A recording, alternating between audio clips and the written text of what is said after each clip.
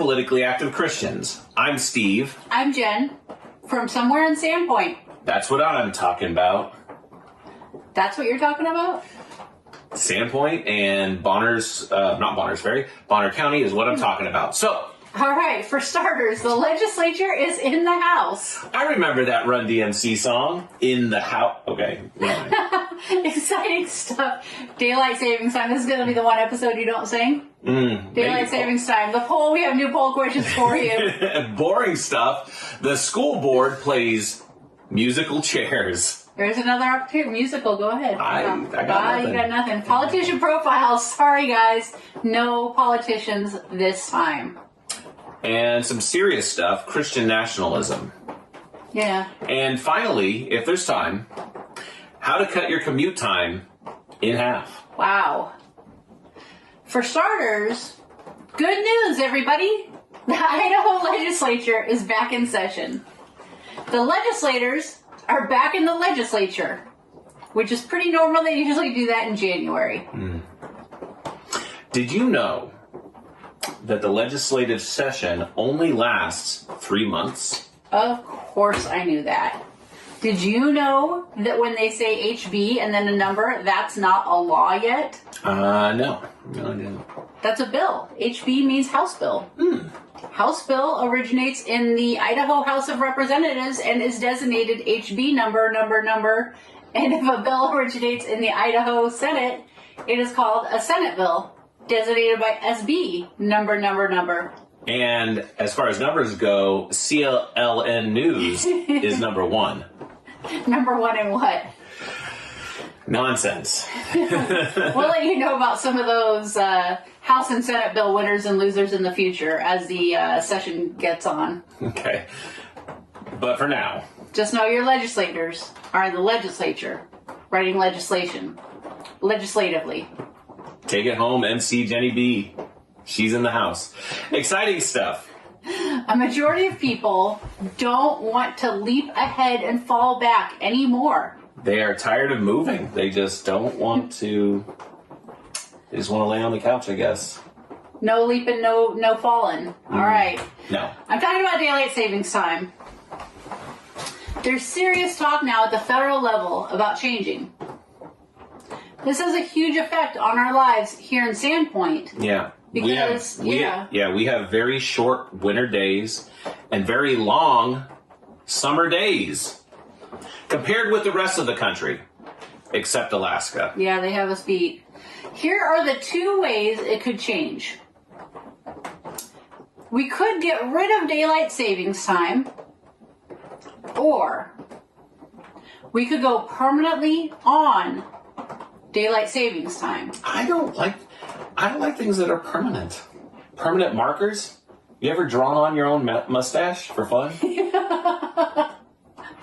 I think I've drawn on maybe a sleeping person. I used some permanent hair removal a couple years ago. Daylight savings time. The summer and winter have an hour difference right now. So to stop leaping and falling, only one will change. Summer or winter. You don't get both. No. Either we get an extra hour of sunlight in the evening in the winter, or an extra hour in the morning in the summer. In Sandpoint, we have so many hours of daylight in the summer. The bigger issue is what the winter looks like. And right now is winter. You know what it looks like. So if DST is eliminated, the winter sunrises and sunsets will stay the same. If it's eliminated, the winter will stay the same. If DST is made permanent, it will stay light out later in the evening, but it will get light out later in the morning. So you would be in the eliminated camp if you want the morning sunlight we have now in the winter. And you are in the going on it permanent camp if you want a later winter sunset. It's a lot to think about. Eliminate permanent. We did a lot of research to figure this out and get it straight, guys, because it was very confusing to us too. It's like I would like, instead of eliminate and permanent, I would like permanent lemonade, like a lemonade glass that doesn't empty. Like, just enjoy that lemonade Yeah, in the summer. I think the main problem is we need better names for this. Things that make more sense so we know what we're really talking Less about. confusion. You should play it out like we're doing here, and if it sounds... Anyway, we're going to get beside that. You guys are going to help us. We have the poll. So, do you find daylight savings time confusing? Should we leave DST alone? Should we eliminate DST? Or should we go on permanent daylight savings time? Answer those questions and then tell us why in the comments below. So here are the results. Well, before you get to that, I'd like to say some people aren't confused by daylight savings time. Where are they? My own mom. My mom told me, she's like, well, I understand the leaping and the falling and what happens to the clock. When you get older, there's a lot more falling than leaping. When you're younger, there's more leaping and about the same amount of falling. But she did not know about the eliminate versus permanent. So I hope that is helpful to people. And we will try and explain everything that comes up that's confusing a little bit better on this show. It's one of the reasons we started it is to get a little more information out there. That's true. So the poll for this week, you can answer about that in the comments below. But last episode's poll was split right down the middle. Wow. 50% approved of Dave Bowman's lawsuit against the county, and 50% were against it. Half of you agreed that $200,000 was a fair price, and half of you called it wasteful of taxpayer money. And then the third question, you were asked, what would you do with a windfall of $200,000? You said you'd buy a brand new Corvette. You also said you would save for emergencies, and you also said invest in a small business, which is really nice. There's some investors out there, and I don't know if a Corvette's an investment, but life's short, so whatever. Life's short in a Corvette. Another one of you commented that they had some great meals in Sandpoint, and that's kind of neat. But another person described the disgust of opening a can of what they thought was going to be chili, but was actually butterscotch, which I will add to my list of what does not belong on a chili dog. So thank you for the comments. Yeah, we love comments, you guys. Keep them coming. Yeah. Okay, on to some boring stuff. We have a school board trustee jumping ship. Scholarship? Not this time. The chairperson, Geraldine Lewis, is vacating her trustee position on the school board. This trustee seat exit immediately after an election creates a peculiar scenario where the board members get to decide the replacement, circumventing you, the voters. Which we discussed in a previous episode, but what we didn't bring up was... It is doubly interesting because not only will there be a new board member, her exit from the school board heralds in a new chairperson as well. But who will it be? Will it be you? It might be. The person who put in their application, because it's by application, they might be watching. I don't think the person who put in their application is going to be the new chair, though. No. It's probably going to be Lonnie Williams. Big secret, you guys. Okay. Well, you'll have to show up because I think they vote on it during that as well. To who the chair is? The first week of the year. Each year they decide a new one. So Geraldine was a really strong chair. I've been to several school board meetings, and she was serious about the chairmanship. So anybody else is probably going to be pretty laid back in comparison. Yeah, it's a serious position. The chair guides the board's meetings and ensures that the board functions well. By using Robert's Rules of Order, which is pretty normal. Pretty boring.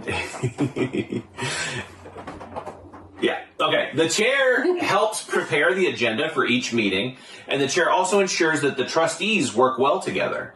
The chair helps manage conflicts of interest and ensures compliance. The chair sets the ethical tone for the organization, and that's very important. And what boring. are the ethics are important. And boring. The chair also... Boring's okay. It just... Ethics, compliance. Sounds. I know you're going to tell people that this is going to be an exciting meeting. I'm just getting them ready. The chairperson also helps communicate between the board and the staff, including the what in the staff? The board. That's what I thought. Anyway, the chairperson can be quite influential, so it's kind of a big deal. And it is interesting to note that Geraldine ran unopposed in 2023 and in Zone 4. And now that the 2024 election has been decided, her decision to vacate places the open seat before the board. And this is where you come in, literally. Come out for the public meeting guided tour on January 14th at the Lake Pend Oreille School District office on Triangle Drive. We will be there, and we can introduce you if you'd like, and we can hang out, and we will see what the board decides. It's an opportunity for a real change-up. We're going to post the address and the time in the comments, the time of the event. And the date. January 14th. We hope to see you there. And that doesn't sound boring. It sounded boring. Oh, my But goodness. it'll be fun if we're all there. We can make it a party. Yes. Okay. So now on to something serious. You may have heard there's this new thing going around. Christian nationalism. Maybe you've noticed some really cool, really likable, hardcore conservatives I'm really likable, hardcore, and conservative. that you've heard are linked to Christian nationalism. I'm not that. Maybe you've heard every Christian and every conservative get lumped into the label Christian nationalist or sympathizer. We did some research into what Christian nationalist really means. If you're a Christian We are. and you're involved in politics, We also do that. that does not make you a Christian nationalist. Just being a conservative doesn't make you one either. We're conservatives also. Christian nationalism is a movement with a few different leaders, but there seem to be some common things that make it up. Reset, monarchy, separatism, forced Christianity. That plan and the people that believe in it are growing in popularity. So be aware. That's serious stuff. Well, finally, There should be more time because we didn't profile a politician, right? I said, we could take somebody's profile, like a politician, turn them sideways and draw their profile and then shade it in, and that will be... So this would be like a different kind of show. This would be like that guy with the afro that did the paintings. Yeah, Mr. Rogers. I can pull out a penny and we can see a politician's profile. That's Abraham Lincoln, or a quarter, because the economy is doing better. Sandpoint should have its own money with its own politicians on the coins. That would be fun for Sandpoint. And we should call them sand dollars. Boo. All right. Finally, how to cut your commute time in half. Okay, so you know how there's those icy roads out there, and physics says that one object is moving in relation to another, but one standing still.